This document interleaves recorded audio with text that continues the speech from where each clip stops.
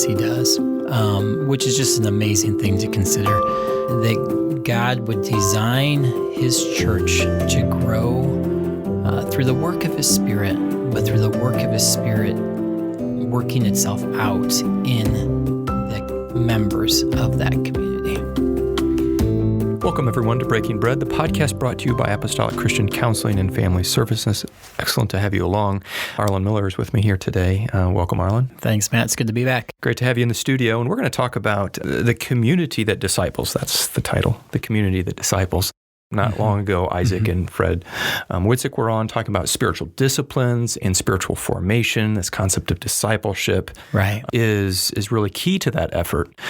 Maybe to position this conversation, maybe we'll start at the Great Commission, where Jesus says, "Go ye therefore unto the world," and teaching all nations, and in many translations it says, making disciples of all nations. And so we see laid out very at the outset, Christ laid out discipleship as the means for the transformative life in the believer. Speak a little bit to how we can maybe understand discipleship, perhaps with definition, and then point us where we're going to go here today. Yeah, for sure. Appreciate the opportunity, Matt. You know, the definition that we often use, at least in our context, to think about discipleship is the idea that it's the process of learning to live our entire life in the way of Christ and then help others to do the same. I think that last part, help others to do the same, is really where we're going to hone in a little bit today in our conversation. What does it look like as we help others to do the same? In the scriptures, I mean, you really see discipleship happening in some type of community. I mean, there's a church involved. There's other people involved. This is not Christ saying, go off by yourself into a corner somewhere and live out your spiritual life. There's a place for the individual walk with Christ, but it's often done in this community. And what does a community look like that's helping others to live in the way of Christ? You're really widening our thoughts here to think that this actually is a community effort. And you mentioned the examples we have in Scripture, and certainly Paul says many times, right, follow me as I follow Christ. You see that very life-on-life approach. He sends Timotheus to certain places, and he said, I want you to listen to him, and Epaphroditus, and he's very, very organized at the communal level with this discipleship, isn't he? Yeah, in one place he says, continue in those things which you have heard and learned and seen and received in me, I think is how he says it. Continue in those things. You know, follow after this pattern, which is what Christ did with his disciples. There's a community aspect here, both for a level of perhaps accountability, but also for an opportunity of engagement. So let's go right there, Arlan. The topic here today is kind of the community that can disciple. There needs to be a foundation laid, perhaps. There's some qualities. Maybe we'll say it that way. Yeah. There are some qualities that a church community, needs to have in order for discipleship to be the outgrowth. Okay? We're going to outline 5. Yes. Okay. Yeah. Let's just launch right into them. Let's start with the first one. Yeah. So I think one of the first things you have to realize is there's a location or there's a presence that has to be in place for a community to disciple. We live our lives in a physical location. And within that physical location, we have people around us.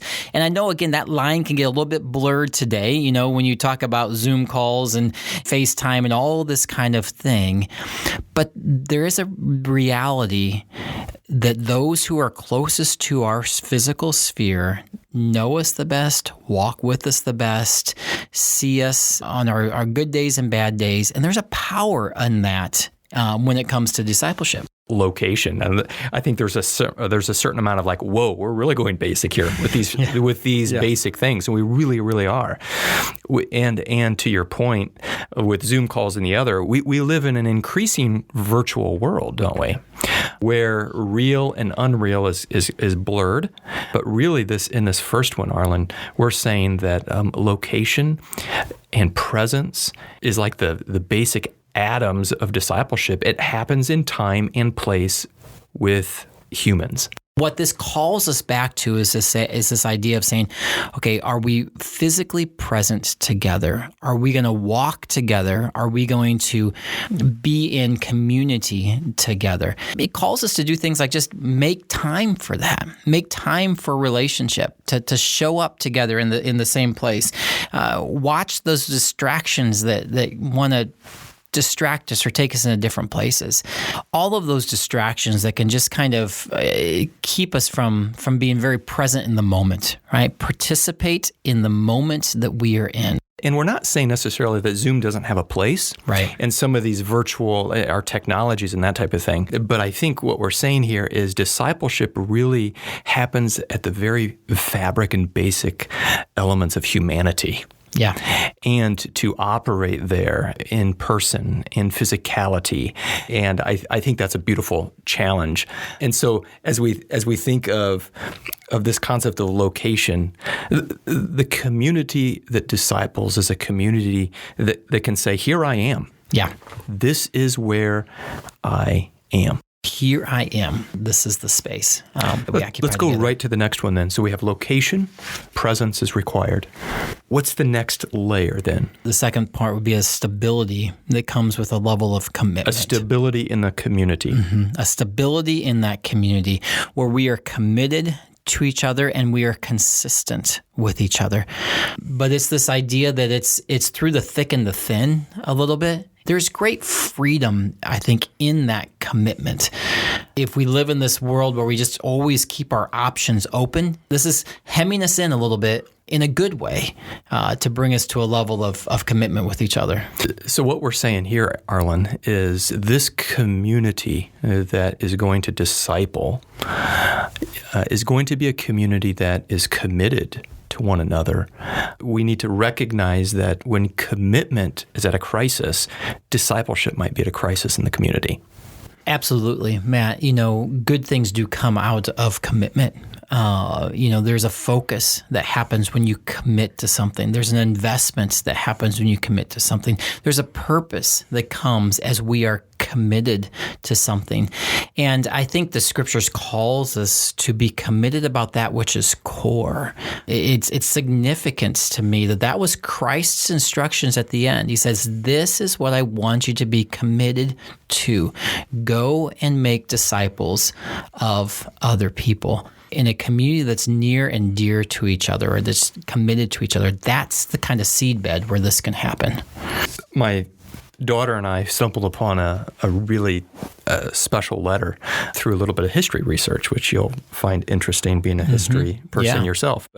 And we found in an old map dating back to 1830s, we found an old map that signified that there was a church not far from our house, no longer standing there today.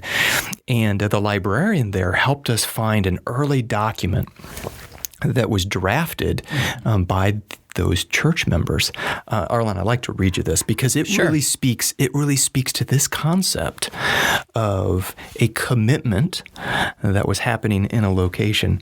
We had on this tattered document, it read this: "We, the believers of Jesus Christ, living in White Oak Grove in McLean County, Illinois, do agree to live together in a church capacity and take the Old and New Testament upon the only rule of faith and the New Testament alone for our government and discipline, and love and obedience to the same, watching over one another in love."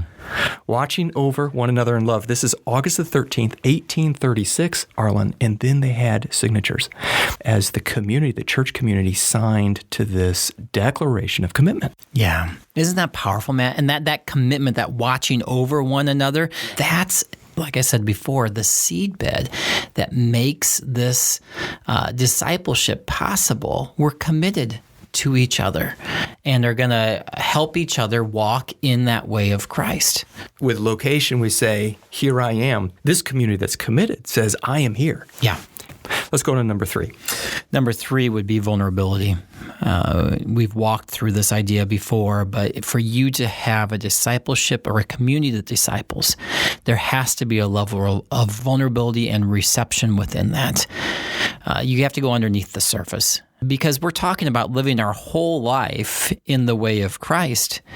And that's a transformation that's not just surface level. That's a transformation that's deep. And so as that transformation takes place, there's going to have to be an opening to each other and a reception as we open ourselves to each other. And I think that's a beautiful aspect of a discipleship community. So we could have location and presence. We can have commitment to one another, but just talk about the weather. Yes. And that's not going to be sufficient for discipleship. You got to go underneath the surface. We have to go underneath the surface, which is going to require a level of vulnerability, whereby we actually do share with one another hurts and struggles and victories and such, right? Yes. So that we can be properly cared for and discipled. Now, you mentioned reception. That's a huge part that has to be coupled with vulnerability. Kind of fill that space out. Yeah. So, I mean, whenever anybody shares something about themselves or exposes a deeper part about themselves, there's always a risk there. There's a risk that can be received, or there's a risk that can be rejected. There's vulnerability necessary for discipleship to take place. And we've got no better example of that than Jesus, who did that so beautifully with people, always receiving them in their struggle and in their mess, but receive them in a way that blessed them and grew them. And modeled it, Matt. I mean, think about that context of the Garden of Gethsemane. When he was close enough, or the disciples were close enough to him to see him crying out and pleading with the Father and sweating drops like blood, that was modeling vulnerability that I think is something for us to consider and be open to in a community that's going to be meaningful and go deep in discipleship. A nice way to understand reception is this concept of taking people. We even have that, I don't know if that's in the vows or not, a marriage vows. Do you take so-and-so? Yes. Right? It very much is a reception. Do you take so-and-so for ill and for good? Maybe that's our little tagline for this one here. A community that disciples is a community that can say, I take you to one another. Yeah. Number 4. So number 4 is this idea of intentionality. There has to be intentionality, and that intentionality has to push towards action. And I think discipleship, there is parts that just happen in the moments in the natural day of life, and we learn as we see others and just model ourselves after them. But there's also parts that say, you know what, I'm going to intentionally step into this space and be about this business of discipleship. There's action that can be taken. Yes, there is. Which is what we do see in Paul, right? Follow me, he says, because I'm following Christ. Paul was never the standard. The standard was Christ. The end was Christ, but he was an example to that end. Yeah, discipleship is not a haphazard activity. Discipleship is something that says we walk into this with a purposeful way. I think kind of like Russian nesting dolls is a little bit of way these are kind of unfolding, where we have a location where we say, here am I. And then we have commitment that says, I am here. Then we have vulnerability. It says, I take you. Now we have this concept of intentionality. Follow me. As I follow Christ. And that leads us now to the 5th one. I think the 5th one, the last one maybe today, is just this idea that there's patience involved. We walk patiently with this.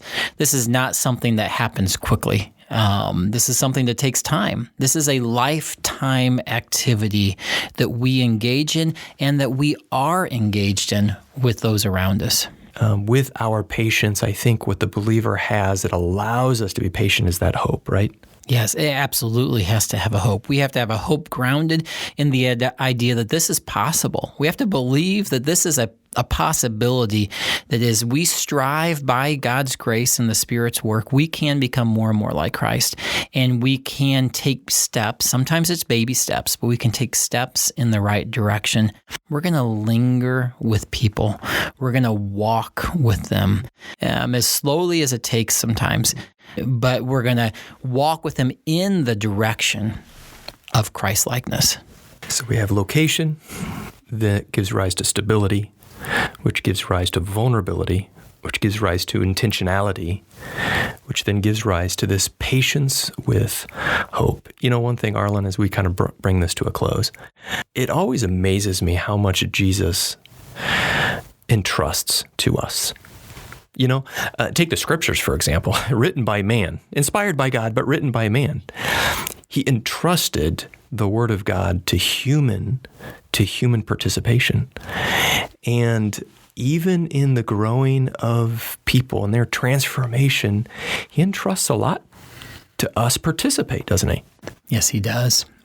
Which is just an amazing thing to consider, that God would design his church to grow through the work of his Spirit, but through the work of his Spirit working itself out in the members of that community. You know what, Matt? One of the beautiful things, one of the opportunities that you and I have, and others too, is we travel and just are able to engage with others across the land and within our church. We see these aspects. We see these being lived out. We see them being carried out. And I would say this is not a challenge to the church to, hey, you need to get your act together. No, this is an encouragement that says it's right there. It's attainable and it's being lived out. And so let's live out the fullness of that promise. Let's be that community that disciples each other and in the name of Christ draws ourselves closer into that image of Christ to be a testimony and glory to all those around about. After his directions, his final directions to the church, right? To go make disciples of all nations. What a privilege and an opportunity. And speaking of opportunities, I would like to mention that late this summer, we hope to make live a course that has been created. It is entitled Spiritual Formation, Abiding in Jesus Together.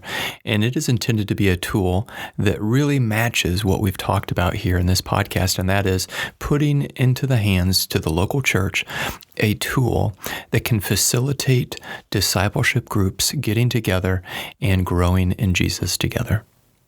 To our audience, I hope that you caught Arlan's heart there and encouragement that so much good work is being done and is yet to be done.